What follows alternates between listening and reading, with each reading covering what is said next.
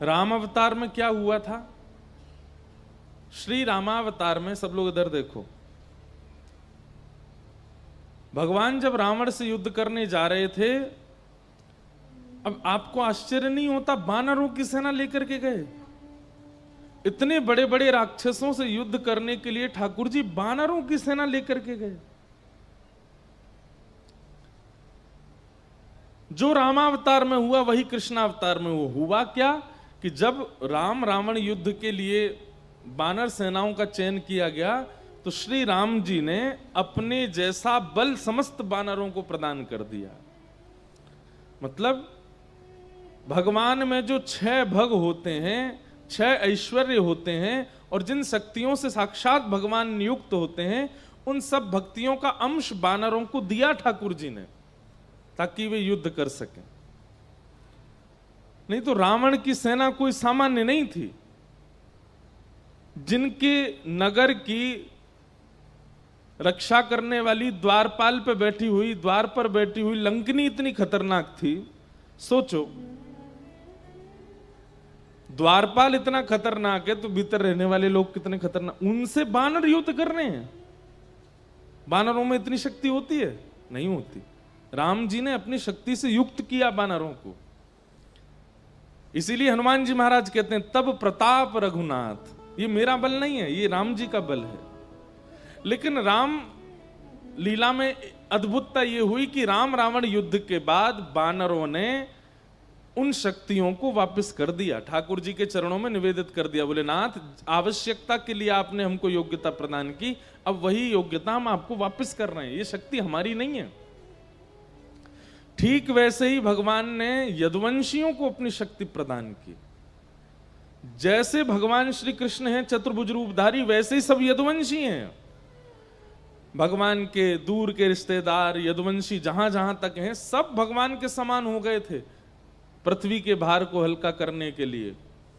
लेकिन पृथ्वी का भार हल्का हो गया, उसके बाद यदुवंशियों ने शक्ति वापस नहीं की ठाकुर जी को, बल्कि अभिमान करने लगे।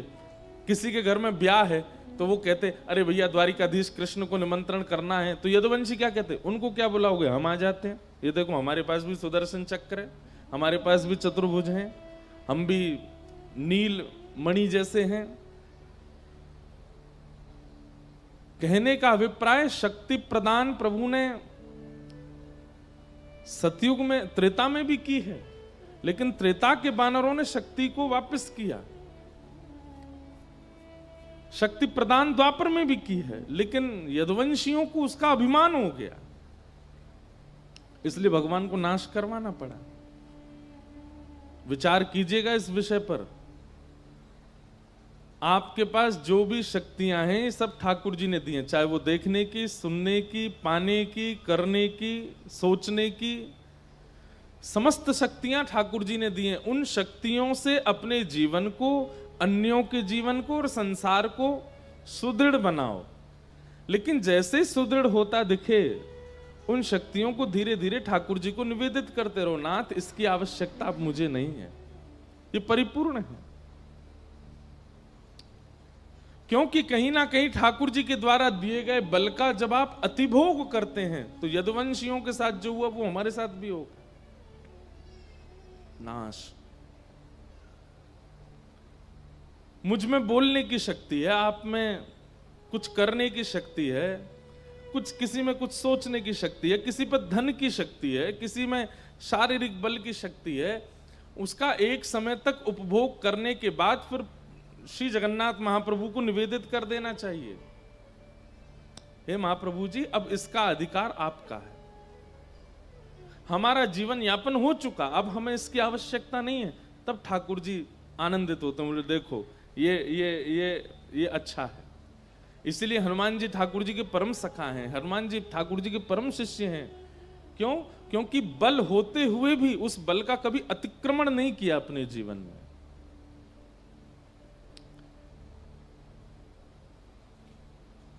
आपको पता है हनुमान जी महाराज कितने बलवान हैं, पूरा विश्व जानता है, सब लोग उसकी चर्चा करते हैं। लेकिन हनुमान जी महाराज अपने बल को सदा छिपा करके रखते हैं, अपने बल को प्रकट नहीं करते। प्रकट करने में किस स्थिति में आते हैं? प्रभु चरित्र सुनवे को रसिया, कथा सुनने के रसिया। हनुमान जी अति बलवान हैं, अति बुद्धिमान हैं, सर्वगुण संपन्न हैं, लेकिन ठाकुर जी की भक्ति से सारे गुणों को दबा के रखते हैं, उनको प्रकट नहीं होने देते। कई बार ऐसा होता है कि आप लोग जब ज्ञानी हो जाते हैं ना, या हम लोग ज्ञानी हो जाते हैं, तो हम अपने चाल चलन में भी ज्ञान को छलकाते रहते हैं। ज्ञानी व्यक्ति चल करके आता है तो उसके आव भाव, बैठना उठना, उसके रूप स्वरूप से पता चल जाता है कि ज्ञानी है। कोई व्यक्ति धनवान हो जाता है तो वो अपने कपड़ों को ही ऐसे पहनने लगता है कि सामने वाले को पता लगे कि मैं धनवान हूं। पर वैष्णव का स्वरूप है अपने समस्त गुणों को भक्ति के अंतर्गत छिपा के रखता है, उनको प्रकट नहीं होने देता। भले ही उसमें बहुत ज्ञानी है, बहुत ज्ञानी है, लेकिन जब बैठेगा तो ऐसा लगेगा इसको कुछ नहीं पता, ये अत्यंत अबोध है। हमारे पूज्य पिताजी महाराज के गुरुदेव, हमारे दादा गुरुदेव अनंत श्री विभूषित श्री रामानुज प्रपन्नाचार्य गुरु जी महाराज, हमने उनका दर्शन नहीं किया। 5 महीने के थे हम जब गुरु जी भगवत धाम प्रस्थान किए, लेकिन उनके बारे में सुना है। कैसा जीवन! श्रीमद् भागवत में संस्कृत के श्लोक पढ़ते थे और बोलते हिंदी थे, मतलब संस्कृत पढ़ रहे हैं और उसका अनुवाद बोल रहे हैं, इतने विद्वान थे। जबकि व्यक्ति को क्या होगा कि वो पहले भाव का अध्ययन कर लेगा, अध्ययन करने के बाद फिर उसका ट्रांसलेशन करेगा, लेकिन वो पढ़ते संस्कृत में थे, बोलते इंग्लिश में थे। आपको अंग्रेजी आती है, आप अंग्रेजी पहले एक बार पूरा अक्षर पढ़ लोगे, उसके बाद उसकी व्याख्या करोगे। लेकिन गुरुजी पढ़ते पढ़ते पढ़ते पढ़ते थे संस्कृत, बोलते थे हिंदी, इतने विद्वान, लेकिन रहनी कैसी? अत्यंत सामान्य। हमारे पिताजी महाराज बताते हैं, हम कभी गुरुजी की धोती और बगलबंदी अगर धुलवा देते थे बाहर, बढ़िया प्रेस करवा के, कलफ लगवा के, तो गुरुजी उन कपड़ों को लेते और कुएं के पानी में फिर स्वयं धोते और निचोड़ के सुखा के फिर पहनते। हमारी माताजी बताती, कभी हम अच्छी सब्जी रोटी कुछ बढ़िया बना देते तो सब्जी पा करके बोलते, सुनो थोड़ा नींबू लेके आओ, थोड़ा दही लेके आओ। क्यों? सब्जी ज्यादा स्वादिष्ट बन गई है तो उसमें नींबू डाल के उसको खट्टा कर देते थे, दही डाल करके उसको बेस्वाद कर देते थे। क्यों? कि कहीं जीव को अच्छा पाने की आदत ना लग जाए। इतना संयम करते हैं वैष्णवाचार्य, तब जाकर के भगवत अनुभव होता है। हम लोग चट्टपने में हमारी कोई कमी नहीं है, हम आपकी नहीं अपने आप को भी जोड़ रहे हैं। पहनने ओढ़ने में कहीं तक हम लोग कोई देहाभिमान शून्य ही नहीं होते कभी भी, और फिर हम ठाकुर जी को भजना चाहते हैं। आप कहेंगे महाराज जी क्या भोजन करने वाले, अच्छे पहनने वाले को ठाकुर जी नहीं मिलते? बात वो नहीं है। वैष्णव का स्वरूप ऐसा होता है कि वो स्वयं अच्छा ना खाए, ठाकुर जी को खिलाएगा। स्वयं अच्छा बन के ना रहे, ठाकुर जी को बनाएगा। स्वयं का श्रृंगार ना हो, लेकिन ठाकुर जी का होना चाहिए। वो श्रृंगार में मतलब जो संसार के व्यवहार अपने लिए विचार करते हैं, वो सब ठाकुर जी के लिए विचार करता है, अपने लिए नहीं। ये वैष्णव का स्वरूप है। वो अपने ज्ञान को, अपनी बुद्धि को, अपने बल को, सबको भक्ति के लेप में छिपा करके रखता है, उसको प्रकट नहीं होने देता।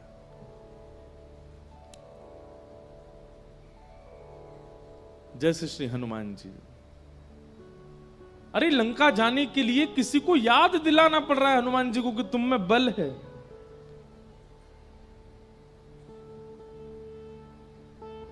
ऐसे श्री हनुमान जी क्यों? भक्ति में रमे रहते हैं, भक्ति में ओतप्रोत हैं। तो महाप्रभु जगन्नाथ जी की बड़ी कृपा है कि आप सब राउरकेला वासियों को ये कथा का अनुभव होता रहता है, पर वियोग आवश्यक है। तो अभी तो 2 साल वियोग नहीं है आपके पास, खूब कथा हो रही हैं। लेकिन फिर उसके बाद थोड़ा वियोग करना पड़ेगा। आइए आज के प्रसंग में प्रवेश करें। रुक्मणी जी के साथ ठाकुर जी का विवाह हुआ। हम अनेक बार अनेक कथाओं में इस बात को स्पष्ट कर चुके हैं कि रुक्मणी जी से ही क्यों विवाह हुआ, किशोरी जी से क्यों नहीं हुआ। देखो, अब प्रमाणित ग्रंथ भागवत में उसका वर्णन नहीं है, पर कई ऐसे रहस्यात्मक गूढ़ ग्रंथ हैं, उनमें ठाकुर जी के विवाह का प्रसंग है। अभी दत्त धाम नासिक में कथा थी, तो वहां हमने ठाकुर जी के विवाह महोत्सव की चर्चा की थी। कैसे ब्रह्मा जी ने आकर के ठाकुर जी का विवाह किया, आदि आदि सब विषय वहां कहे गए थे। उनका हमारे ब्रज के साहित्यों में और गर्ग संहिता, ब्रह्म वैवर्त पुराण आदि ग्रंथों में वर्णन है। लेकिन श्रीमद् भागवत में भगवान की बहुत अंतरंग लीलाओं को ज्यादा प्रस्तुत नहीं किया, क्योंकि अधिकारी और अनधिकारी का विचार किया है। लोग अधिकारी हैं कि नहीं। श्री राधा तत्व, श्री किशोरी जी का तत्व अत्यंत गूढ़ है, अत्यंत रहस्यमय है। आप लोग उनका नाम जपते हैं, आप लोग किशोरी जी का नाम सुनते ही खड़े हो जाते हैं, नृत्य करने लगते हैं, आनंदित हो जाते हैं, वृंदावन बरसाना दर्शन करने जाते हैं, पर उनके मूल तत्व को समझने की सामर्थ्य वो तो कोई सद्गुरु ही प्रदान कर सकते हैं। उनके मूल भाव को जानने की सामर्थ्य किशोरी जी साधारण नहीं है। उनका प्रादुर्भाव धराधाम पर ज्ञान, भक्ति, वैराग्य आदि के स्थापन के लिए नहीं हुआ है। किशोरी जी का प्रादुर्भाव धराधाम पर केवल और केवल रसिक जनों को प्रेम रस पिलाने के लिए हुआ है। रसिक कौन है? जो सदा रस में ही रहते हैं, जिनके लिए ठाकुर जी की द्वारिका लीला, ठाकुर जी की ऐश्वर्य लीला प्रधान नहीं है। ठाकुर जी की बाल लीला, ठाकुर जी की भाव लीला, जो इसी में ही रमे रहते हैं। हमारे हितरवंश महाप्रभु कहते हैं, ब्रज का भाव कैसा है? श्यामा श्याम दोनों सघन वन में विहार कर रहे हैं, और विहार करते करते किशोरी जी की चूनर एक वृक्ष के कांटे में इरज गई है, अटक गई है, फंस गई है। और जैसे ही किशोरी जी की चूनर फंसी है, उस चुनरी को सुलझाने के लिए श्याम सुंदर गए हैं। लेकिन जैसे ही श्याम सुंदर वहां गए हैं, श्याम सुंदर की काली कमली भी वही में इरज गई है। किशोरी जी भी इरज गई, ठाकुर जी की कमरी भी इरज गई। अब दोनों एक ही वृक्ष के पास खड़े हैं। सब सखियां दूर से निहार रही हैं, और दूर से निहार करके कई सखी कह रही, अरे ये दोनों श्याम सुंदर और किशोरी जी की देखो चुनरी और कमरी फंस गई है, चलो जाके याकू सुलझाए दो। तब बाकी सखी कह रही है, अरे तू काई को आगे जा रही है, तू रहने दे, इरजी रहने दे। इन दोनों ने इरझे दो सुरझत नाही, दोनों इरज गए हैं, सुलझ नहीं रहे हैं। गोपियां कह रही हैं, अरे ये दोनों अगर सुलझ जाएंगे तो कोई कहीं को जाएगा, कोई कहीं को, और फिर इनको देखवे के काजे सघन कुंज के भीतर जानो पड़ेगा। अच्छा है ना ये यहीं इरझे रहे, ताकि हम लोग यहीं बैठ कर के अपने नेत्रन से इनकी रूप माधुरी को दर्शन करते रहे। इरझे दो सुरझत नाही, इरझे रहने दो इनको, ताकि जब तक इरझे रहेंगे तब तक नेत्रों को दिखते रहेंगे। बंधुओं, जैसे हम संसारी जीवों के लिए दर्शन के लिए सुंदर माहौल का होना, सुंदर दृश्य का होना आवश्यक है, ऐसे ही ब्रज के रसिकों के लिए प्रिया प्रियतम ही दर्शन के अधिकारी हैं। नेत्रों से केवल उनको देखते हैं। जैसे हम संसारी जीव कानों से कोई भी संगीत गीत सुनने के इच्छुक होते हैं, ब्रज के रसिक जन कानों से केवल और केवल प्रिया प्रियतम के भाव सुनते हैं। हम संसारी जीवों को अपने जिह्वा से ना जाने कितने रसों के आस्वादन की इच्छा होती है, पर ब्रज के रसिक जन वे तो केवल प्रिया प्रियतम के प्रेम विलास का ही आस्वादन करते हैं। उनकी इंद्रियां और किसी भोग भाव में नहीं रहती हैं, ऐसेों के लिए किशोरी जी का प्रादुर्भाव हुआ है। इसलिए संसार के लोगों के लिए किशोरी जी का श्रवण करना, स्मरण करना, ध्यान करना, ये सब ठीक है, पर उनको समझने की कोशिश भी मत कीजिए, क्योंकि वो तो रसिकों की चर्चा है, रसिकों को ही रहने दीजिए उसमें। क्योंकि अगर आप समझने का प्रयास करोगे तो इतना संसार जीवन में आ चुका है, किशोरी जी को समझने जाओगे तो अपराध बनेगा, आप समझ नहीं पाओगे। इसलिए जितना आचार्य चरण कभी कभी बता देते हैं व्यास मंचों से अपने प्रवचनों में, उतना बहुत है। हंस गोरे ही होते हैं, लेकिन यहां पर दोनों प्रिया प्रियतम को हंस की उपमा दे रहे हैं। अब श्याम सुंदर यदि हंस हैं तो वो तो सांवले सांवले हंस हैं, और ये दोनों हंस हंसनी जब प्रेम सरोवर में विहार कर रहे हैं तो हितरवंश महाप्रभु कह रहे हैं कि भैया नेत्रों से देख करके बताओ इस सरोवर की उपमा को कौन बढ़ा रहा है, गौर हंस या श्याम हंस? क्योंकि जलाशय का वर्ण भी श्याम है, और उसमें जब श्याम हंस आ गए हैं तो कहीं ना कहीं श्याम हंस तो दिख ही नहीं रहे हैं, गौर हंस श्री किशोरी जी का ही दर्शन हो रहा है। अरे बताओ तो इस सरोवर की तरंगों को सुंदर कौन बना रहा है, गौर हंस या श्याम हंस? जब प्रिया प्रियतम दोनों जल में विहार कर रहे हैं तो श्याम सुंदर तो दिख नहीं रहे हैं। क्यों? जल का वर्ण भी श्याम है, आकाश का वर्ण भी श्याम है, और उसमें आधे आधे डूबे स्नान कर रहे श्याम सुंदर भी श्याम है।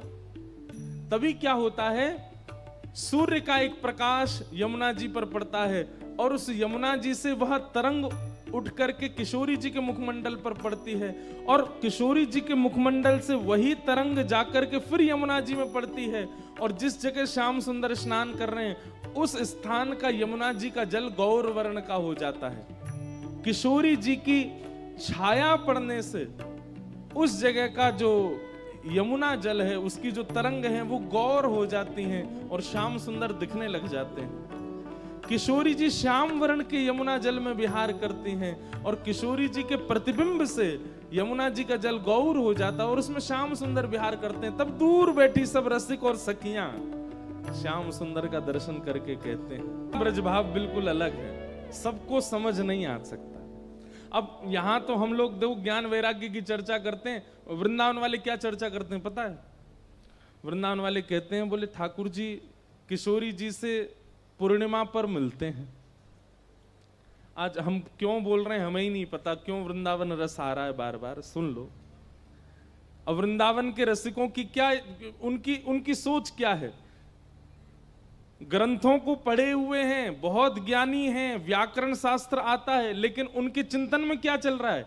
चिंतन में यह चलता है ठाकुर जी और किशोरी जी रोज मिलते हैं जी, रोज मिलते हैं, तो पूर्णिमा पर मिलते होंगे तो ठाकुर जी दिखते होंगे, लेकिन पूर्णिमा के बाद जैसे ही चंद्रमा घटने लग जाता होगा किशोरी जी को ठाकुर जी दिखते कैसे होंगे? और अमावस्या पर तो क्या ही करना पड़ता होगा किशोरी जी को। अमावस्या पे ठाकुर जी तो मिलते हैं अमावस्या को भी, अब अमावस्या को तो ठाकुर जी अंतर ध्यान हो जाते होंगे, किशोरी जी को कहनी पड़ती हो कि श्याम सुंदर ने हंसो, दांत दिखेंगे तो पता चलेगी तुम कहां हो। अब ये चिंतन है ब्रजवासियों का। तभी एक हमारी कथा की श्रोता, उसने इतना सुंदर भाव प्रस्तुत किया इस पर, बोले महाराज जी हमें ऐसा लगता है कि अमावस्या के दिन किशोरी जी जब व्याकुल होती होंगी ना, तो किशोरी जी के चित्त की व्याकुलता प्रकृति को अनुभव हो जाती है, वायु को, जल को, थल को, अग्नि को, इन सबको अनुभव हो जाता। अरे किशोरी जी व्याकुल हो रही हैं, तब प्रकृति जुगनुओं को भेजती होगी, जाओ किशोरी जी के पास, और तब उड़ते हुए जुगनू आते होंगे, और किशोरी जी के सन्मुख जैसे ही जुगनू आते होंगे, किशोरी जी एक एक जुगनू को उठा करके ठाकुर जी के, अब जुगनू में कितना प्रकाश होता है, एक जगह जुगनू बैठता है तो केवल उतनी जगह का ही प्रकाश होता है, अनेक जुगनू आ गए, किशोरी जी व्याकुल हैं, श्याम सुंदर दिख नहीं रहे हैं, तभी जुगनुओं का भंडार उड़ता हुआ आया, और किशोरी जी के सन्मुख मानो जैसे थाल में मोती आ गए हो कि श्रृंगार करो, और किशोरी जी एक एक जुगनू को उठा रही हैं, एक को कान पे बैठाया तो यहां से कान दिखने लगे, एक को मुकुट पर बैठाया तो यहां से मुकुट दिखने लगा, मोतियों के ऊपर सजाया तो मोती दिखने लगे, गाल पर भी दो दो बैठा दिए तो गाल भी दिखने लगे। यहाँ जो पत्रावली ठाकुर जी बनाते हैं उन पर भी एक एक ऐसे जुगनू आसपास छोड़ दिए। वो बैठ नहीं रहे हैं, वो आगे पीछे थोड़े ऐसे उड़ रहे हैं, ठाकुर जी का मुखमंडल दिखे। सर्वांगण श्री अंग पर जुगनुओं को विराजमान किया। आहा, त्रिभंग ललित श्याम सुंदर जुगनू बिहारी बने हैं आज। कौन ने बनाए? किशोरी जी ने बनाए। और जैसे ही श्याम सुंदर की इस छवि को देखा, अमावस्या के चंद्रमा ने विचार किया, धिक्कार है हमको कि हम आज अदृश्य हैं। तुरंत महादेव से प्रार्थना की कि हमारे श्राप को दूर करो। श्राप लगा ना चंद्रमा को कि एक दिन अदृश्य होगा। महादेव कहते हैं कैसे दूर कर दें तुम्हारे श्राप को? बोले अरे देखिए ना, श्याम सुंदर को देखने के लिए किशोरी जी को इतना श्रम करना पड़ रहा और हम अमावस्या बने बैठे हैं। हे महादेव, आज हमको कैसे भी आप पूर्णिमा बनाओ। तब महादेव आते हैं और आकर के एक दिन के लिए अमावस्या के चंद्रमा का श्राप दूर कर देते हैं। और अर्धरात्रि में अमावस्या के दिन कुछ क्षणों के लिए किशोरी जी को दर्शन हो जाए, इसलिए पूर्णिमा का चंद्रमा प्रकट हो जाता है और किशोरी जी लाल जी के साथ रास विहार करते हैं। ये है वृंदावन रस। वहां पर कोई इच्छा नहीं, बस प्रिया प्रियतम का ही चिंतन करते रहते हैं। ये कैसे सोते होंगे, ये कैसे उठते होंगे, ये मिलते कैसे होंगे। अब एक जगह हमारे यहां पद है, किशोरी जी सखियों के साथ, ठाकुर जी सखाओं के साथ। अब भाई प्रेम में भले ही सबको पता है कि ये प्रेमी हैं, लेकिन फिर भी सबके सन्मुख तो संकोच ही होता है ना। आजकल के बच्चों को नहीं होता, वो बात अलग है। आजकल के बच्चों बिल्कुल संकोच नहीं करते। हमारी कहीं कथा थी तो दो आए दंपति, युवा ही थे, 25-26 साल के होंगे, तो प्रणाम किया। अब मेरे को संकोचों में क्या कहूं, ये बहन भैया हैं कि पति पत्नी है, कौन है? मैंने कहा अच्छा, कहाँ से आए? महाराज जी यहीं से आए हैं, हम दोनों पढ़ते हैं साथ में। अब मैं मन में सोचूं, एक ही परिवार से भैया बहन छोड़ दिए हैं, हॉस्टल में हो सकता है हूँ मिलने। मैंने कहा अच्छा क्या पढ़ते हैं आप? बोले ये इंजीनियरिंग करता है और मैं अभी सीए की पढ़ाई कर रही हूँ। मैंने कहा अच्छा, एक ही घर में रहते हैं? नहीं नहीं नहीं महाराज जी, ये मेरे प्रेमी हैं। मैंने कहा अच्छा। मैंने कहा ब्याह हो गया आपका? बोले नहीं ब्याह नहीं हुआ, पर हम साथ ही रहते हैं। मैंने कहा ब्याह की क्या योजना? ब्याह की अभी योजना नहीं, ऐसी अच्छा लग रहा है। मैंने वाह, हमसे क्या चाहिए? बोले हम रोज आपकी कथा सुनते हैं। मैंने कथा सुन के ब्याह की इच्छा नहीं हो रही आपकी? ये नहीं होता कि संग चलें, धर्म का पालन करें? नहीं महाराज जी अभी। मैंने कि भाई देखो, अब कथा सुनकर के अगर धर्म पालन की इच्छा हो तो कथा सुनो, और तुम ये सब ही करना है खुले में ऐसे। मैंने कहा ये तो अच्छा नहीं है। आजकल के युवाओं को संकोच नहीं होता। पर प्रेम, एक बात लिख लीजिएगा, प्रेम शुद्ध वही है जहां संकोच है। पति पत्नी के बीच में संकोच है, प्रियतम प्रियतमा के बीच में थोड़ा संकोच है। अगर संकोच नहीं है, सब स्पष्ट है, सब खुला है, तो वहां प्रेम टिक नहीं पाएगा। संकोच करना चाहिए थोड़ा। तो किशोरी जी संकोच करती हैं सबके सामने ठाकुर जी से बात करने में, भले ही सबको पता है, लेकिन जैसे ही श्याम सुंदर सामने से आते हैं तो किशोरी जी थोड़ी नजर छुपा लेती हैं, थोड़ा ऐसे खुद को ढक लेती हैं, ललता विशाखा को आगे कर लेती हैं, तुम आगे चलो, देखो श्याम सुंदर आ रहे हैं। देखना भी है और संकोच भी करना है। तो कहते हैं फिर श्याम सुंदर से बात कैसे होती है किशोरी जी की? क्योंकि सुबह तो संकोच करती हैं और शाम को एक ही स्थान पर रासलीला भी हो जाती है। ठाकुर जी को, किशोरी जी को कैसे पता होता है कि आज हमें कहां रास विहार करना है? बात तो हुई नहीं पूरे दिन। इतना सुंदर भाव हमारे ब्रज के रसिक वर्णन करते हैं। बोले किशोरी जी श्रृंगार में भाव प्रकट करके आती हैं। कैसे? श्रृंगार करते समय विचार करती हैं कि आज श्याम सुंदर से कहां मिलें। बोले शाम को एक तालाब है जिसमें कमल खिले हैं, उसके तट पर मिलेंगे। तो आज किशोरी जी कैसे वर्ण के वस्त्र पहनती हैं? बोले नीले वर्ण के वस्त्र पहनती हैं, इससे ठाकुर जी को संकेत हो जाएगा ये तालाब या नदी का संकेत कर रही हैं। और उसी में कुछ गुलाबी गुलाबी जो आकृति बन जाती हैं, उससे ठाकुर जी को संकेत हो जाए, ओहो नदी पे नहीं मिलेंगी, नदी में कमल नहीं होते, कमल तो तालाब में होते हैं, तालाब पे मिलेंगी। ठाकुर जी दूर से किशोरी जी का श्रृंगार देख के यही अनुभव करते हैं, मिलेंगी कहां। अब ठाकुर जी विचार करते हैं कि भाई तालाब तो बहुत है और बहुत तालाबों में कमल है, कौन से वाले तालाब पर मिलेंगी, उसका संकेत कैसे हो।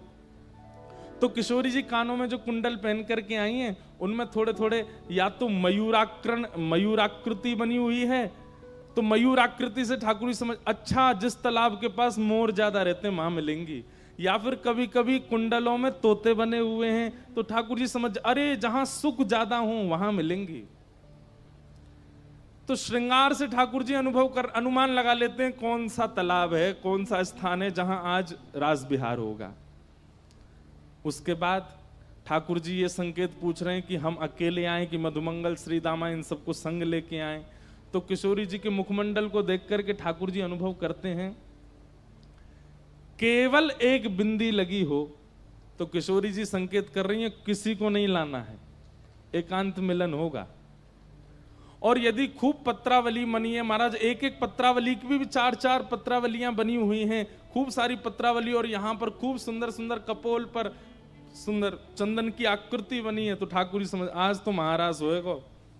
मधुमंगल श्री दामा को ठाकुर आज तैयार रह जाइयो, रात में आनो है। देखो किशोरी जी ऐसो भरो श्रृंगार करके आई हैं, या तो संकेत कर रही हैं कि आज शाम को रास बिहार होएगा।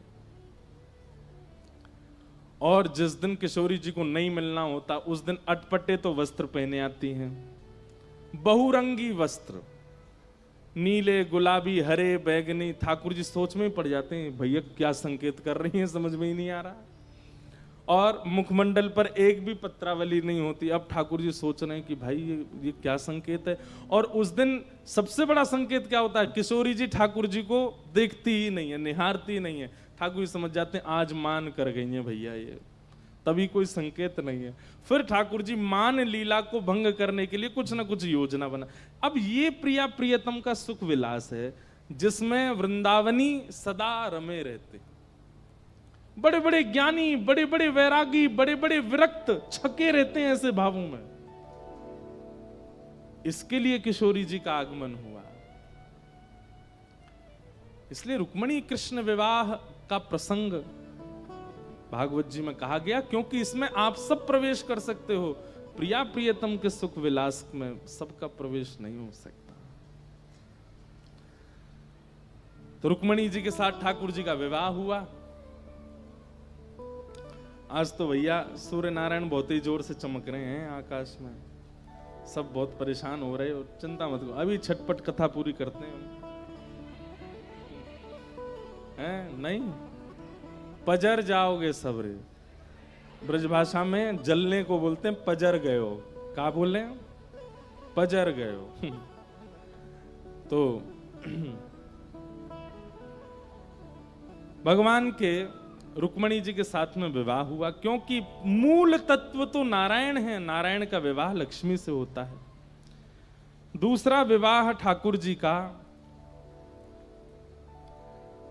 जामवती के साथ हुआ, तीसरा विवाह सत्यभामा के साथ हुआ। अच्छा एक बात बोले, आपको तो फिर भी इतने का हवा लग रही होगी, हमारे तो एसी बंद ही पड़े हैं, पता नहीं क्या हो गया इनको। अब हम ऐसे तो बोल नहीं सकते ठीक करो, तो ऐसे ही बता रहे हैं।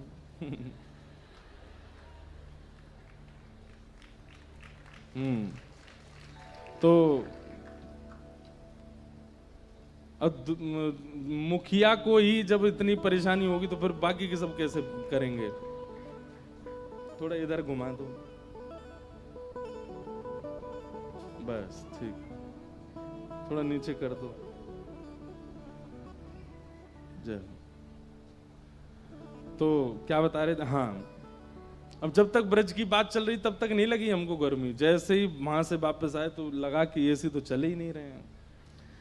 रुक्मणी जी के साथ में विवाह हुआ, दूसरा विवाह ठाकुर जी का जामवती के साथ, तीसरा सत्यभामा के साथ, चौथा कालिंदी यमुना के साथ। भगवान के बंधुओं ये अष्ट प्रमुख विवाह हैं, बहुत ध्यान से सुनिएगा। ये 8 पत्नियां कौन कौन है? 5 तो प्रकृति हैं, पृथ्वी, अग्नि, जल, वायु, आकाश, और 3 जो हैं ये भीतर की प्रकृति है, मन, बुद्धि और अहंकार। ये भगवान की अष्टपटरानियां हैं। ठाकुर जी ने देखा जाए तो विवाह नहीं किया है, अपनी ही बनाई हुई प्रकृति पर अपने नाम छोड़ दिए। जैसे हम प्रॉपर्टी खरीद लेते हैं, बहुत दिनों तक वो लावारिश पड़ी रहती है, लेकिन जब दिखता है दूसरों की नजर पड़ रही है तो फिर हम उसकी बाउंड्री करवा के बाहर लिखवा देते हैं, ये अमुक व्यक्ति की प्रॉपर्टी है। ठीक वैसे ही ये पंच तत्व बाहर के, पृथ्वी, अग्नि, जल, वायु, आकाश, और 4 तत्व हमारे भीतर हैं। 5 बाहर, 4 भीतर। 4 भीतर कौन से हैं? मन, बुद्धि, चित्त और अहंकार। अंतःकरण चतुष्ट है। इनमें चित्त तत्व जो है ये परमात्मा है, तो बच्चे भीतर के 3 और बाहर के 5। ये भगवान की अष्टपटरानियां हैं। ठाकुर जी ने प्रकृति से विवाह किया। रुक्मणी जी जो हैं ये अग्नि तत्व हैं, यमुना जी जो हैं ये जल तत्व हैं, कालिंदी। सत्यभामा जो हैं ये पृथ्वी तत्व हैं। इसीलिए भौमासुर नाम के राक्षस को मारने के लिए ठाकुर जी गए, जो कि पृथ्वी का ही बेटा है। तो जब भौमासुर का जन्म हुआ तो पृथ्वी ने कहा, नाथ मेरे पुत्र को कभी मत मारना, क्योंकि किसी ज्योतिषी ने कहा कि आप उसे मारोगे। तब भगवान बोले, जब तक तुम नहीं कहोगे तब तक नहीं मारेंगे। पृथ्वी ही भगवान की पत्नी सत्यभामा बनकर के आई, और जब भगवान भौमासुर को मारने के लिए गए तो सत्यभामा ने ही आज्ञा दी, बोले नाथ इसको मार दीजिए। तब भगवान बोले तुमसे ही आज्ञा चाहिए थी, और भगवान ने भौमासुर का वध किया। तो पृथ्वी तत्व कौन? सत्यभामा। इस प्रकार ये अष्ट प्रकृति भगवान की अष्टपटरानी। अब आती है बात 16,100 कौन है? तो वेद मंत्रों में, उपासना कांड में जो भगवत उपासना के 16,100 मंत्र हैं, आपके हाथ में पुष्प दिया गया, और पुष्प देकर के कहा गया वंशी धारण करने वाले परमात्मा का स्मरण करो। वंशी विभूषित करा नवनीर दाबात, पीतांबरा अरुण बिंब फला धरुष्ठात, पूर्णेन्दु सुंदर मुखा अरविंद नेत्रात, कृष्णात परम किमपि तत्त्वमहं न जाने। भगवान श्री कृष्ण का स्तवन करने के लिए जिस मंत्र का उच्चारण किया गया, ऐसे 16,100 मंत्र कृष्ण उपासना के, वे सब भगवान की पत्नी बन करके आए, और उनसे ठाकुर जी ने विवाह किया। तो देखा जाए तो किसी भी स्पष्ट जीव से ठाकुर जी ने ब्याह नहीं किया। अपनी उपासना के 16,100 मंत्र और अष्ट प्रकृति से भगवान ने विवाह किया। ये हैं 16,108 भगवान के विवाह हुए। भगवान की दिनचर्या का और ग्रहचर्या का वर्णन किया गया। ठाकुर जी की दिनचर्या बताई गई। ठाकुर जी सुबह सुबह उठ जाते हैं भोर में, और भोर में उठ करके स्नान ध्यान करके सबसे पहले ठाकुर जी ध्यान में बैठते हैं। आप कहेंगे ठाकुर जी किसका ध्यान करते हैं? जो जो ठाकुर जी का स्मरण करते हैं उनका ठाकुर जी स्मरण करते हैं, स्तवन करते हैं। वृंदावन में कितने भक्त, जगन्नाथपुरी में कितने भक्त, उड़ीसा में कितने, सब भक्तों का स्मरण ठाकुर जी करते हैं। और सब भक्तों का स्मरण करने के पश्चात फिर ठाकुर जी अपने पांचजन्य शंख का नाद करते हैं द्वारिका में। पांचजन्य शंख के नाद के बाद भगवान गौशाला जाते हैं, गौ सेवा करते हैं, फिर आकर के बाल भोग पाते हैं।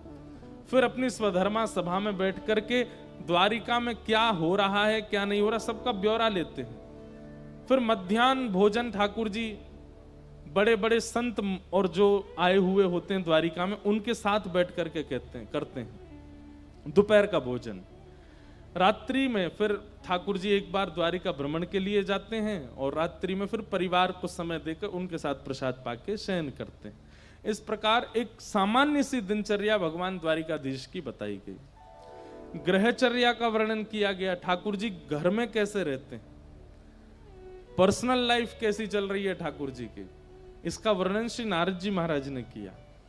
नारद जी बोले मैं ठाकुर जी के गृहस्थाश्रम को देखने गया कि ठाकुर जी पत्नियों के साथ कैसे रहते हैं। कहते हैं बोले ऐसे कोई गृहस्थी नहीं रहता होगा जैसे ठाकुर जी रहते हैं। रुक्मणी जी के भवन में मैंने जाकर के देखा कि ठाकुर जी बैठे हैं और रुक्मणी जी भोजन पवा रही हैं, ठाकुर जी बातें कर रहे हैं, बीच बीच में पाते हैं और एक एक ग्रास रुक्मणी जी को पवाते हैं। दूसरे भवन मैंने सत्यभामा जी के में जाकर के देखा तो ठाकुर जी सत्यभामा जी के केश गूंद रहे हैं। ऐसा प्रेम प्रवाह कर रहे हैं। जब मैं जामवती के कक्ष में गया तो वहां मैंने देखा कि ठाकुर जी अपने बालकों के साथ खेल रहे हैं और जामवती बड़ी खुश हो रही हैं देख करके। जब कालिंदी के कक्ष में गया तो ठाकुर जी भी सांवले हैं और यमुना जी भी सांवली हैं, तो ये दोनों एक दूसरे का श्रृंगार कर रहे हैं। नारद जी कहते हैं मैं इतनी द्रुत गति से दौड़ता था कि अगले भवन में ठाकुर जी नहीं मिलेंगे, क्योंकि वो तो कालिंदी के साथ हैं, वो तो रुक्मणी के साथ हैं। लेकिन अंत में मुझे पता चला कि ठाकुर जी तो 16,108 रूप बना के एक एक पत्नी के साथ एक साथ निवास करते हैं और सबको सुख देते हैं, अपने गृहस्थाश्रम का पूर्ण निर्वहन करते हैं। मैं परमात्मा हूं, मैं परब्रह्म हूं, मैं बहुत व्यस्त हूं, मैं समय नहीं दे सकता, ये व्यवहार नहीं है ठाकुर जी का। सबको समय देते हैं, सबके साथ उचित व्यवहार करते हैं। नारद जी ने भगवान के ग्रहचर्या का दर्शन किया। कहीं कहीं ठाकुर जी के कलह भी हो रहे हैं, वो भी नारद जी ने देखे। कैसे कलेश हो रहे हैं ठाकुर जी, जबरदस्ती लड़ रहे हैं ठाकुर जी। किससे लड़ रहे हैं? एक प्रणय कलह तो रुक्मणी जी के लिए ही आता है भागवत जी में। भगवान बोले ये कभी गुस्सा ही नहीं होती हम पे, ये रुक्मणी आज तक इतने साल हो गए हमारी शादी को, इसको गुस्सा क्यों नहीं आता है? तो एक दिन ठाकुर जी बोले रुको, हम इसको गुस्सा दिलाएंगे आज।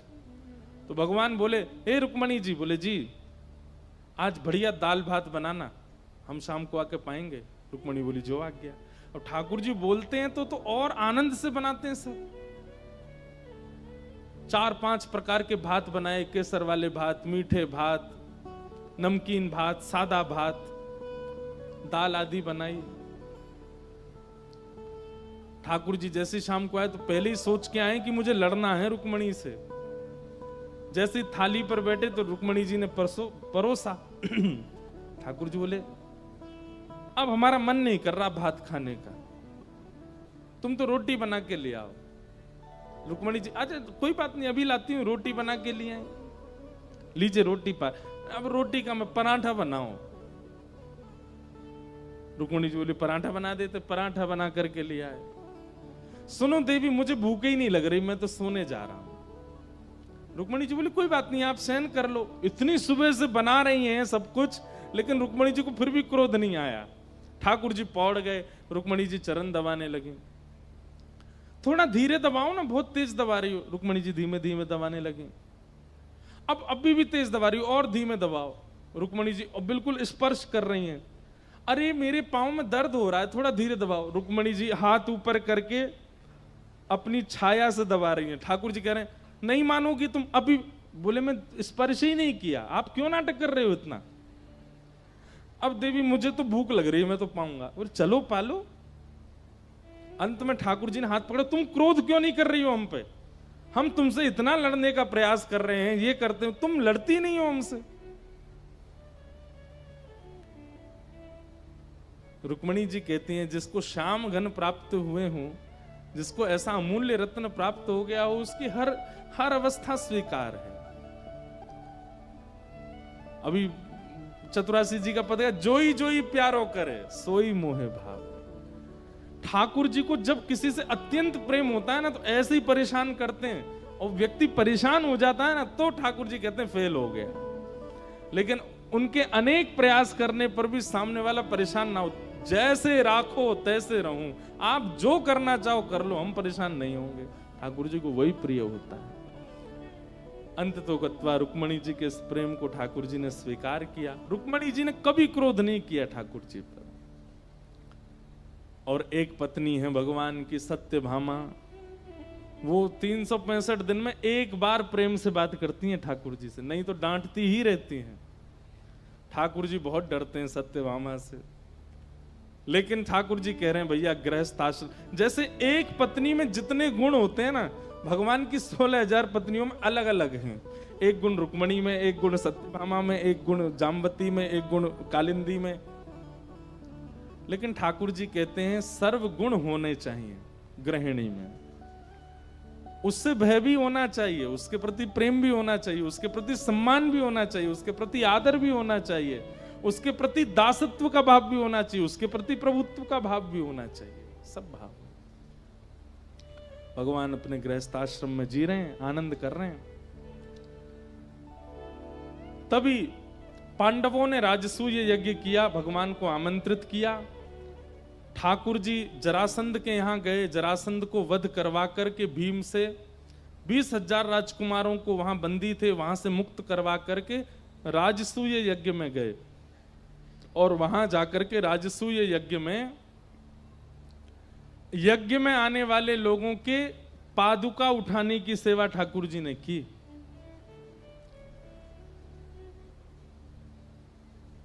यज्ञ में जबकि अग्र पूजा भगवान की थी, भगवान को ही प्रधान पीठ दी गई थी, लेकिन फिर भी ठाकुर जी यज्ञ में एक सेवा लेते हैं। कौन सी सेवा? बोले जितने लोग यज्ञ में आएंगे सबकी पादुका उठा करके रखने का काम हमारा है। ये देख करके सब आनंदित हो गए। बोले नाथ, जीवन में वर्सेटाइल होना कोई आपसे सीखे। आपको दुनिया प्रभुत्व प्रदान करती है, पर आपका जो स्वरूप है, आपका जो स्वभाव है, वो सबके चित्त को मोह लेता है। भगवान का विष्णु सहस्त्र नाम में एक नाम आता है मान देना। ये दूसरों को मान देना जानते हैं। ठाकुर जी का स्वभाव क्या है? क्रेडिट्स दे देते हैं, करने के बाद भी सब कुछ आपको दे देंगे।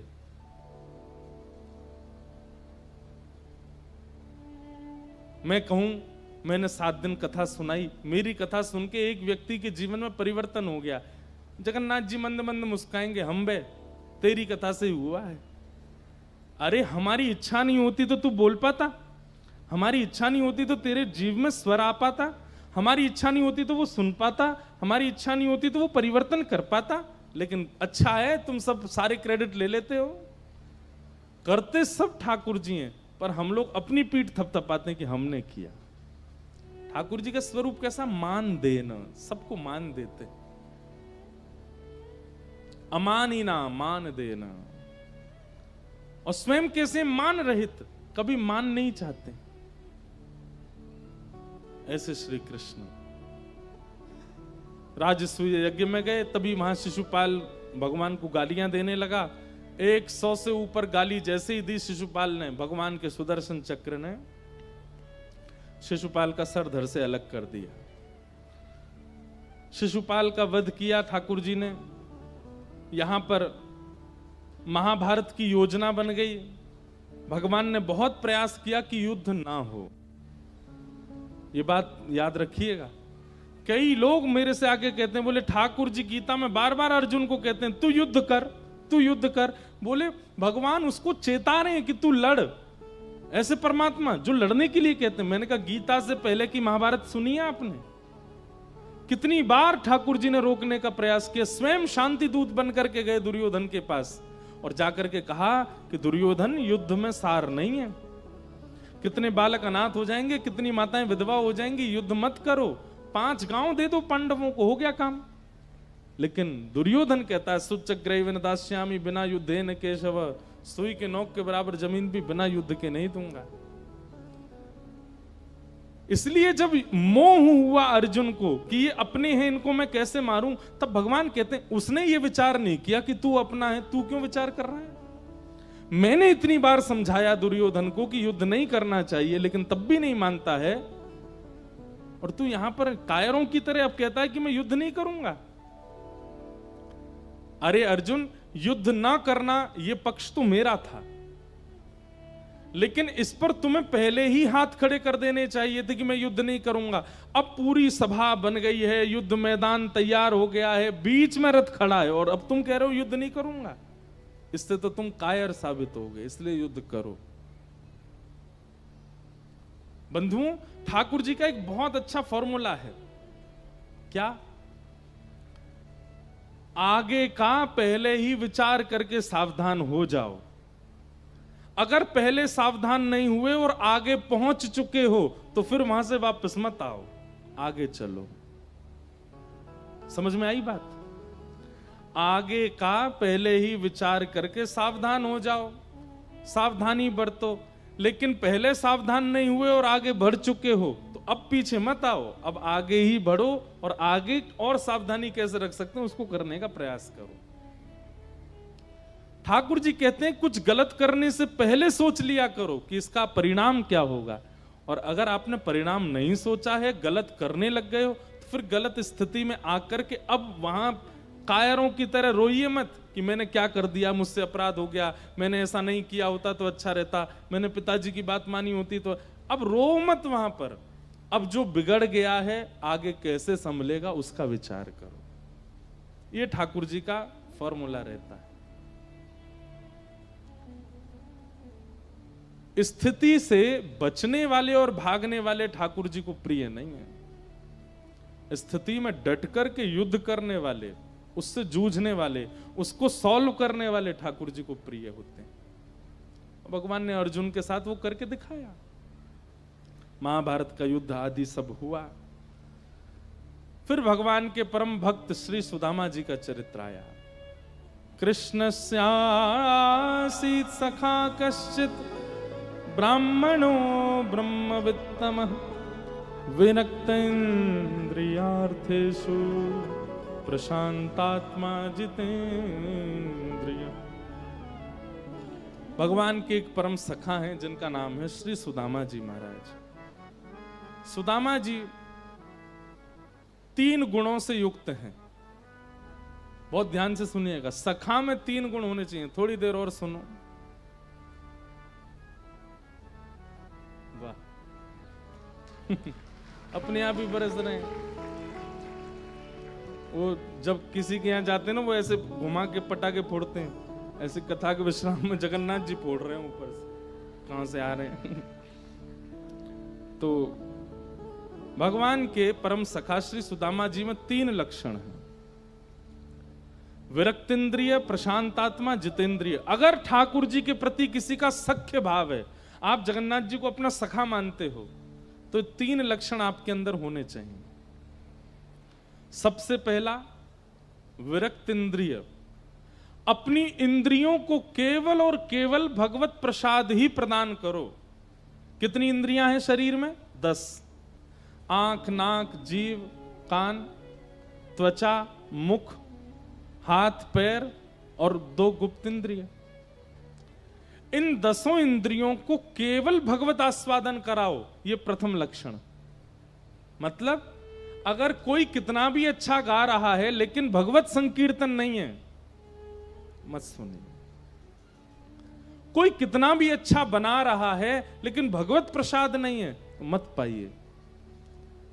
कोई कितनी भी सुंदर जगह ले जा रहा है लेकिन उस सुंदर स्थान पर ठाकुर जी नहीं है, तो मत देखिए। भगवत विमुख कोई भी वस्तु का आस्वादन अपनी इंद्रियों को मत करवाइए। और गलती से अगर किसी ऐसी वस्तु का आस्वादन होता है, तुरंत नेत्र बंद करके उस वस्तु में ठाकुर जी का भाव रखो। बिना भगवत प्रसाद के, प्रसाद का मतलब केवल जीव से ही भगवत प्रसाद लेना नहीं होता, प्रत्येक इंद्रिय से भगवत प्रसाद। हम देखें भी केवल भगवत भक्तों को, हम सुने भी केवल भगवत भक्तों को, हम पावें भी केवल भगवत भक्तों को, हम मिलें भी भगवत भक्तों से, हम जाएं भी भगवत स्थानों पर। किसी ने डोंगरे जी महाराज से पूछा, 2 गुप्त इंद्रियों से भगवत भजन कैसे हो सकता है? इन इंद्रियों से तो हम कर सकते हैं, पर जो गुप्त इंद्रिय अशुद्ध अपवित्र इंद्रियां हैं, उनसे भगवत भजन कैसे हो? और आप कहते हैं कि समस्त इंद्रियां अर्पित करो ठाकुर जी को। इतना सुंदर उत्तर दिया डोंगरे जी महाराज ने। महाराज जी कहते हैं, बोले जैसे सुबह उठते ही घर की माताएं पूरे घर को स्वच्छ करती हैं, झाड़ू लगाती हैं, पोंछा करती हैं, बिस्तर संवारती हैं, जो भी खराब है घर में सबको ठीक करती हैं, ठीक वैसे ही ये देह देवालय है। इस देह में जगन्नाथ जी विराज रहे हैं, मेरे अंदर ठाकुर जी रहते हैं। इस भावना से अपने तन के मल और मूत्र का परित्याग करके अपने देह को अंदर से स्वच्छ बनाने की भावना, ये गुप्त इंद्रिय से भगवत भजन है। प्रत्येक इंद्रिय भगवत भजन में लग सकती है। आप सुबह जा ही रहे हैं स्नान आदि शौच के लिए, बस उस समय ये विचार करके चले जाओ कि ये देह देवालय है, जगन्नाथ जी इसमें विराजते हैं, मेरा हृदय ही श्री मंदिर है। वहीं पर ही जगन्नाथ जी बैठे हैं। इसके आसपास जो भी अपवित्रता है मैं उसको स्वच्छ करने के लिए प्रस्थान। इस भावना से आप स्नान आदि शौच के लिए जाओगे तो वो भी भजन है। एक भी इंद्रिय भगवद विमुख भाव में ना रहे, ये सखा का पहला लक्षण होना चाहिए, विरक्त इंद्रिय। श्री हितरवंश महाप्रभु जी का आज स्मरण हुआ। उनकी एक लीला कथा आती है कि हितरवंश महाप्रभु बाल्यकाल से ही ठाकुर जी का महाप्रसाद पाते थे। छोटी सी अवस्था में अगर ठाकुर जी को बिना निवेदित किए जल भी उनकी मां ने पिलाया तो अत्यंत प्यासे हरिवंश बालक भी उस जल को नहीं पीते थे। पहले प्रिया प्रियतम का भोग लगाओ तब पीऊंगा, नहीं तो नहीं पीऊंगा। एक बार की बात, बड़ी मधुर लीला है कि हरिवंश बालक अपने माता पिता के पास सोए थे। रात्रि की बात, छोटे से हैं अभी, तो रात में कभी कभी बालक उठ जाते हैं, रोते हैं, भूख लगती है उनको। ऐसे ही हरिवंश जी उठ गए, रोने लगे, मुझे तो भूख लगी है, मुझे बहुत जोर की भूख लगी है, कुछ खिलाओ। तो इनके पिताजी व्यास मिश्र, अरे बालक तू रात में क्यों रो रहा है? अरे लाला सो जा, सुबह उठ जाएगा, फिर तेरे को भोग लगा के पवाएंगे। अब तू बिना भोग के पावे नहीं, रात में ठाकुर जी शयन कर रहे हैं, उनका भोग कैसे लगेगा? सो जा। नहीं नहीं मुझे तो भूख लगी है, कुछ पाना है, मुझे तो कुछ पाना है। तो इनकी माता जी गई और रसोई से कुछ सामग्री ले आई। सामग्री लाई तो इन्होंने दूर कर दी, नहीं पहले भोग लगाओ। अब बोले ठाकुर जी को उठाएंगे रात को, रात के 12-1 बजे होंगे, उस समय घड़ी तो नहीं थी पर घनघोर रात्रि हो रही थी, और अब ठाकुर जी को उठा के कैसे भोग लगाएंगे? लेकिन बालक इस बात को कैसे समझे? वो तो बाल हटे, रोवे सो रोवे, मुझे तो पाना है, मुझे तो पाना है, और भगवत प्रसाद ही पाना है। तो हरिवंश जी की रोने की आवाज ठाकुर जी को सुनाई दे गई, और सोते भये श्याम सुंदर उठे। उनके उनके उनके पिताजी के सेवा के ठाकुर जी श्री राधा मोहन जी, युगल सरकार। तो ठाकुर जी उठे, उठ करके श्री जी को उठा रहे, श्री जी उठो। श्री जी कह रही कहा भयो? देखो ना हरिवंश बालक रो रहा है। क्यों रो रहा है? बोले ये इसको भूख लगी और ये हमारे प्रसाद के अलावा कुछ पाता नहीं, रात में कोई प्रसाद है नहीं। किशोरी जी बोली अब कहा करें? तो ठाकुर जी के बगल में बंटा भोग रखा था, ठाकुर जी ने बंटा भोग उठाया, खोल करके किशोरी जी को पवा में, स्वयं पा में, और दोनों अपने अपने अधर से छिवा करके थोड़ा थोड़ा वहां में छोड़ते जाएं। जैसे बादाम है, थोड़ा ठाकुर जी खावे, थोड़ा किशोरी जी खावे, फिर बचा हुआ छोड़ दे। फिर कुछ मखाने खावे स्वयं, किशोरी जी खावे में छोड़ दे में, मिश्री खावे, किशोरी जी खावे में छोड़ दे में। मतलब अपना भोग लगा लगा करके बंटा भोग में छोड़ रहे हैं। किशोरी जी बोली उसको तो प्यास भी लगी, अब पानी। बोले जल्दी ते अपने पांव लटकाओ नीचे।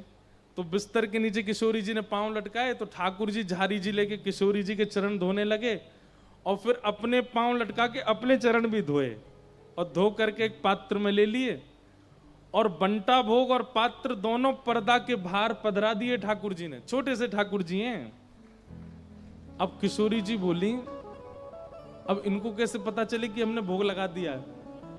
पास में घंटी रखी थी, ठाकुर जी ने घंटी बाहर फेंक दी, गिरी। अब जैसी घंटी गिरी तो व्यास मिश्र जी बोले अरे मंदिर से घंटी की आवाज आई, देखियो कोई चूहा तो नहीं। जैसे ही भीतर जाकर के देखा तो ठाकुर जी की घंटी नीचे पड़ी है, और सामने बंटा भोग खोले हैं, और सारे जो भी प्रसाद हैं बंटा भोग में, उन सब पर ठाकुर जी की दतुइयां के चिन्ह बने हुए हैं, और सामने पात्र में जल भरा है, उस जल में चंदन केसर आदि युक्त है। और जैसे ही पर्दा ने हटाए के देखो तो किशोरी जी और ठाकुर जी दोनों मूर्तिमंत होकर के लेट गए, लेकिन दोनों के चरणों में जल के कुछ कुछ बिंदु पड़े हैं। ये देख करके व्यास मिश्र जी भावुक हो गए कि हमारे लाला को भूख लगी तो ठाकुर जी सचल होकर के भोग लगा रहे हैं और जल प्रदान कर रहे हैं कि उसको पवाओ। ऐसे श्री हितरवंश महाप्रभु, आप प्रसाद लेने का नियम ले लीजिए। बंधुओं एक दिन ऐसा आएगा आप ऐसी जगह फंसेंगे जहां प्रसाद नहीं मिलेगा, और आप पूरे दिन व्याकुल रहेंगे, तब देखना ठाकुर जी प्रसाद लेकर के आएंगे और आपको पवाएंगे, क्योंकि आपके प्रसाद का नियम है। इसलिए प्रथम ये नियम ले लीजिए कि जो भगवत विमुख वस्तु है उसका आस्वादन नहीं करना है। आप ये नियम धारण करेंगे तो ठाकुर जी पूरी योजना बनाएंगे कि भगवत सन्मुख वस्तु ही प्राप्त हो। दूसरा, प्रशांत आत्मा। सुदामा जी का दूसरा गुण क्या है? अत्यंत शांत, प्रशांत, कम बोलते। और तीसरा, जितेंद्रिय, अपनी इंद्रियों को जीत रखा है। ये तीन लक्षण सखा में होने चाहिए, तभी ठाकुर जी उसका सखत स्वीकार करते हैं। सुदामा जी महाराज पत्नी के बहुत हट करने पर द्वारिका गए। भगवान ने जाकर के खूब सत्कार आदर किया। अंत में सुदामा जी महाराज को इंद्र की संपदा प्रदान कर दी। बोलो भक्तवत्सल भगवान की। श्री सुदामा जी का मंगल चरित्र सुनाया गया। यदुवंशियों के संहार की कथा सुनाई गई। भगवान अपने बालकों को एक बात समझाते हैं, बहुत ध्यान से सुनिएगा। 5 चीजों का जीवन में होना और इन 5 के साथ एक छठवीं वस्तु का ना होना नाश का कारण बनती है। कौन कौन सी 5 चीजें? ध्यान से सुनो। रूप, रूप का होना, सुंदरता होना और इसके साथ में सत्संग ना होना। सुंदरता है और जीवन में सत्संग नहीं है तो आप अपनी सुंदरता का दुरुपयोग करोगे। दूसरा, यौवन, युवावस्था का होना और सत्संग का ना होना, बिगड़ने के पूरे चांस होते हैं। तीसरा, संपत्ति, बहुत संपत्ति होना और सत्संग का ना होना, ये नाश का कारण बनता है। और चौथी वस्तु, बहुत सम्मान मिलना और सत्संग का जीवन में ना होना। बहुत सम्मान मिलता है, जहां जाते हैं लोग बाग आपको पूजते हैं, आपके संग फोटो खींचते हैं, आपके पैर छूते हैं, लेकिन आपके जीवन में सत्संग नहीं है। तो ये सारी स्थितियां आपको ऊंचा तो उठाएंगी, लेकिन सत्संग ना होने के कारण एक दिन बहुत नीचे गिरा भी सकते हैं। माधवदास जी का बहुत अच्छा एक चरित्र आता है ना, जगन्नाथपुरी के माधवदास जी, उनकी इतनी यश हो गया था पूरे जगन्नाथपुरी में, उनकी भक्ति का, उनकी सेवा का, उनके भाव का, उनकी विद्वत्ता का, कि वो जहां से निकलते थे ऐसे लोग पुष्प की पूरी लड़ी बना देते थे। अब माधवदास जी का नियम था, वो 3 बार दर्शन करने जगन्नाथ जी के जाते थे, सुबह, मध्याह्न में और रात्रि में। तीनों बार उनके भवन से लेकर के जगन्नाथ मंदिर तक फूल ही फूल बिछे होते थे। माधवदास जी कहते नहीं थे किसी को, पर पुरी के लोग उनका सम्मान करते थे। तो माधवदास जी को लगता था, भाई ये बहुत ज्यादा सम्मान होता है मेरा, और अति सम्मान होने से कभी कभी अपच हो जाती है, सम्मान का अपच हो जाता है, क्या करें? तो बोले भैया मीठा ज्यादा खा लिया हो तो नमकीन खा करके उसको स्टेबल कर लेना चाहिए। तो माधवदास जी का इतना सम्मान हो गया कि माधवदास जी बोले, अब मेरा अपमान कैसे हो, ऐसा मैं क्या करूं जिससे मेरा अपमान हो। अब वैष्णव हैं, अब चाह कर के भी वैष्णव ऐसा कुछ नहीं कर सकता कि उसका अपमान हो। लेकिन माधवदास जी ने एक युक्ति सोची। माधवदास जी भिक्षा याटन करते थे, भिक्षा मांग करके पाते थे। अब एक तो होता है कि द्वार पर खड़े होकर के आप भिक्षा मांगो, भीतर से लोग आटा दाल चावल देते हैं, लेकिन माधवदास जी की भिक्षा कैसी होती थी? 5 के 5 घरों में 56 भोग बने हैं। बोले आज माधवदास जी यहीं कहीं आएंगे, हमारे घर में पाएंगे।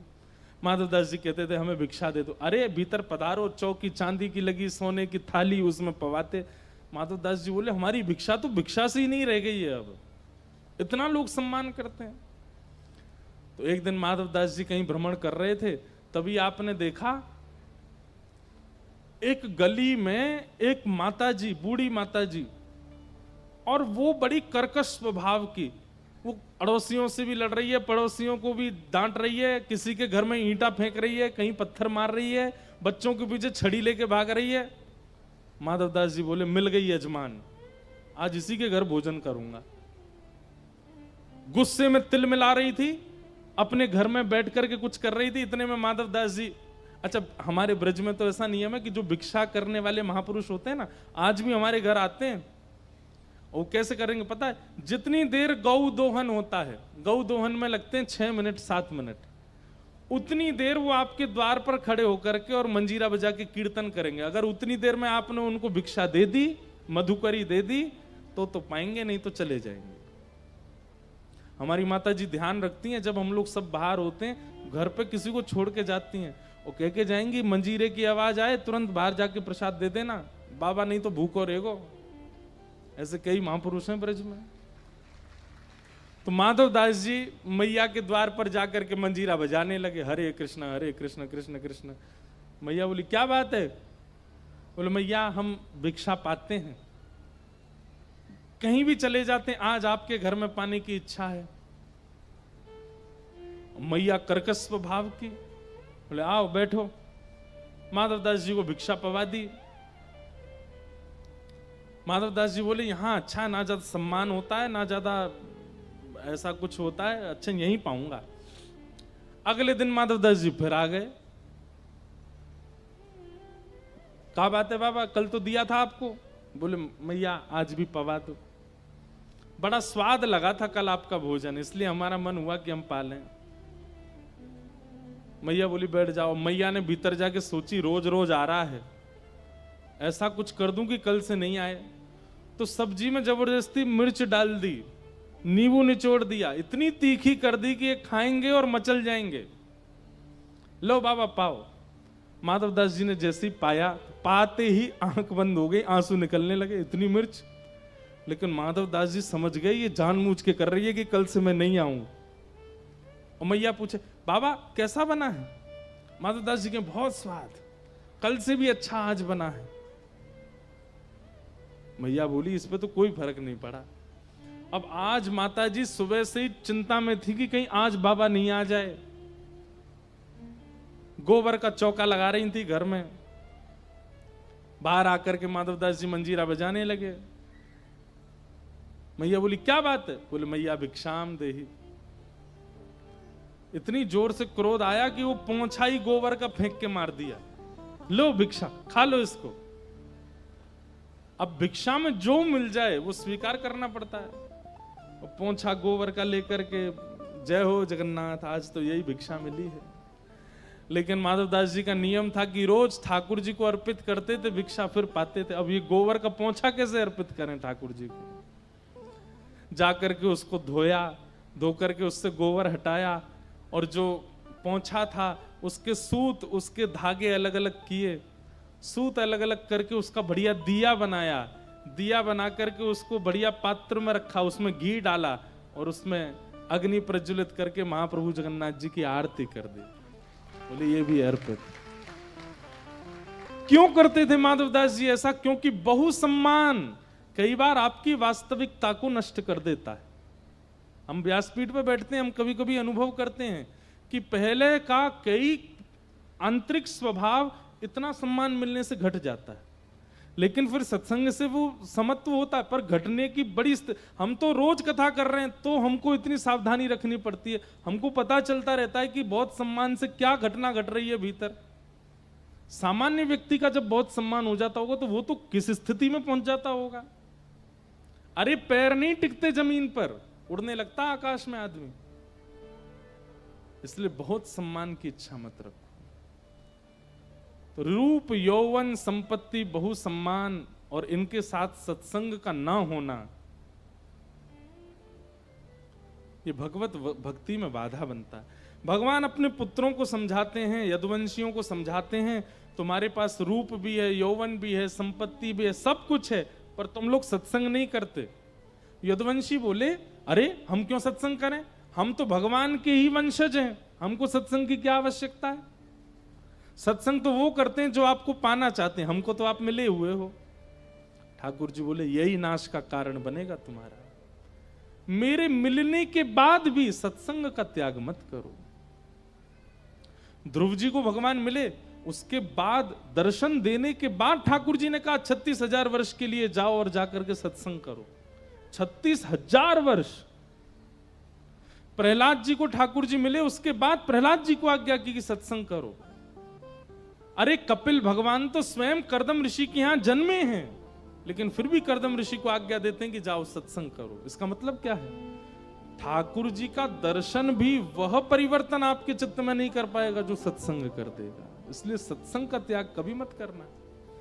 अच्छा चलो सब चीज छोड़ो, हनुमान जी को तो राम जी मिले हुए हैं, लेकिन फिर भी प्रभु चरित्र सुन वे को रसिया। अरे हनुमान जी के स्तवन में कहा जाता है यत्र यत्र रघुनाथ कीर्तनम तत्र तत्र कृतमस्तकांजलिम बाष्पवारी परिपूर्ण लोचनम मारुतिम नमत राक्षसांतकम। हनुमान जी कहाँ हैं? बोले यत्र यत्र रघुनाथ संकीर्तनम। जहां जहां ठाकुर जी रघुनाथ जी की कथा कीर्तन चल रही होगी, हनुमान जी वहीं बैठे होंगे। जबकि राम जी तो उनके लिए हमेशा द्वार खोल के बैठे, जब चाहे हनुमान जी जा सकते हैं, लेकिन फिर भी हनुमान जी कथा चुनते हैं, दर्शन नहीं। सत्संग बहुत आवश्यक है। भगवान के यदुवंशियों ने नहीं मानी और इसी का कारण हुआ संतों का अपमान किया और समस्त यदुवंशियों को एक लौह पिंड के द्वारा यदुवंश का विध्वंस होगा ऐसा श्राप लगा। लौह पिंड को घिस करके समुद्र में डाल दिया, एरका नाम की विषैली घास बन गया। यदुवंशी युद्ध करते करते उस घास के संस्पर्श में आए और आपस में लड़ते झगड़ते हुए नष्ट हो गए। दाऊ दादा ने जब ये दृश्य देखा तो ठाकुर जी से कहा, लाला अब मैं तो लीला पूरी करके जा रहा हूं, मैं नहीं देख पा रहा हूं। ठाकुर जी बोले आप चलो, मैं भी आ रहा हूं। और श्री बलराम जी महाराज शेषनाग का रूप धारण करके क्षीर सागर में प्रविष्ट हो गए। बोलो बलराम जी महाराज की। भगवान ने कहा अब जाते जाते मुझे ज्ञान उपदेश करना है। तभी भगवान प्रभाषित क्षेत्र में गए। वहां पर उद्धव को ठाकुर जी ने भागवत धर्म का उपदेश किया। इतना अद्भुत है भागवत धर्म। ठाकुर जी ने उद्धव जी महाराज के अनेक प्रश्नों के उत्तर देते हुए भागवत धर्म सुनाया। तत्पश्चात भगवान ने उद्धव को आज्ञा दी, उद्धव अब तुम बद्रीनाथ जाओ और वहीं निवास करो। साथ में मैत्री मुनि विराजमान थे, उनको भगवान ने आज्ञा की कि आप हरिद्वार जाइए और वहां मेरे परम प्रिय विदुर जी आएंगे, उनको आप ये कथा सुनाना। इस प्रकार भागवत धर्म को ठाकुर जी ने हम सब तक पहुंचाया। उद्धव जी के द्वारा, विदुर जी के द्वारा, वेद व्यास जी के द्वारा ठाकुर जी ने सब तक ये भागवत के मूल रचयिता स्वयं ठाकुर जी हैं। उनके द्वारा ही ये जन जन तक पहुंचा है। भगवान ने अंतिम भागवत धर्म का उपदेश किया। तत्पश्चात एक भेलिया ने बाण मार दिया, चरणों में आकर के लगा। भगवान ने कहा कि सब मेरी इच्छा से हो रहा है, तुम चिंता मत करो। वैकुंठ से एक विमान आया था ठाकुर जी को लेने के लिए। भगवान ने उसमें उस भेलिया को भेज दिया जिसने बाण मारा, बोले तुम जाओ। और ठाकुर जी एकांत में चले गए। उद्धव ने बार बार ठाकुर जी से कहा था कि नाथ कभी आपकी याद आएगी तो हम कहां जाएंगे। तब भगवान ने एक ज्योति का रूप धारण किया और 7 बार आकाश में भ्रमण किया और तिरोधाय प्रविष्टोयम श्रीमद् भागवतार्णवम। 7 बार आकाश में भ्रमण करके उद्धव को दर्शन दे करके ठाकुर जी श्रीमद् भागवत धर्म के उपदेश में आकर के विराजमान हो गए। और भगवान ने मानो संकेत किया है, कलिकाल में अगर मेरा साक्षात्कार करना है तो भागवत जी का श्रवण करो, भागवत ही मेरा स्वरूप है। यहां पर कहे गए प्रत्येक अक्षर श्री कृष्ण के रोए हैं, श्री कृष्ण की भुजा हैं, श्री कृष्ण के नेत्र हैं, नासिका हैं, कान हैं, अधर हैं, गर्भ है, चरण हैं। आप अब तक जो जो श्रवण कर रहे थे वो कोई शब्द नहीं है, वो कोई कथा नहीं है, वो कोई लीला नहीं है, साक्षात श्री कृष्ण है। उन्हीं शब्दों को अपने चित्त में अवस्थित व्यवस्थित कर लीजिए, उसी से ही श्री कृष्ण प्रकट चित्त में हो जाएंगे और दर्शन देंगे। बोलो भागवत महापुराण की जय। परीक्षित जी महाराज इनको राज्य गद्दी पर बिठा करके पांडव स्वर्गारोहण को चले गए थे। कलयुग इनको मिला था, इन्होंने उसको 5 स्थान दिए। एक संत का अपमान हो गया, जिसके कारण 7 दिन में मरने का श्राप लगा। शुकाचार्य जी ने आकर के 7 दिन तक इनको कथा सुनाई। आज कथा का विश्राम। श्री सुखदेव जी महाराज कहते हैं, परीक्षित, त्वम तु राजन मरिष्येति पशु बुद्धिम इमाम जही। हमारी मृत्यु नहीं होती, हमारी आत्मा दिव्य हुए, वो शरीर बदलती है, कभी एक शरीर में कभी दूसरे शरीर में। कर्म बंधन के कारण उसको बार बार जन्म लेना पड़ता है, लेकिन भक्ति कर्म बंधन का त्याग करवा देती है और फिर सदा सर्वदा के लिए भगवत प्राप्ति करा देती है, जिससे पुनर्जन्म नहीं होता। तुमने कथा श्रवण कर ली, अब तुम्हारा पुनर्जन्म नहीं होगा, अब तुम भगवत धाम ही जाओगे और ठाकुर जी में विलीन होगे। लेकिन कब? परीक्षित को तो उसी समय तक्षक सर्प डसने वाला, इसलिए उनके लिए तभी भागवत जी लाभकारी थी। हमारे आपके लिए सुनी हुए इन भावों को अब जीवन में उतारना, और जीवन में जैसे जैसे उतारते जाएंगे, पुनर्जन्म न विद्यते, फिर पुनर्जन्म नहीं होगा। इस प्रकार भागवत जी का आस्वादन कराया। तक्षक सर्प ने आकर के परीक्षित को डस लिया। उनका पंच भौतिक देह तो जल गया, लेकिन दिव्य आत्मा दिव्य रूप धारण करके और एक विमान में विराजमान होकर के भगवत धाम को प्रस्थान कर गई। बोलो भागवत महापुराण की। मार्कंडेय ऋषि ने प्रलय काल का दर्शन किया, अनेक अनेक भाव सब सुनाए गए, सबको हम प्रणाम मात्र करते हैं।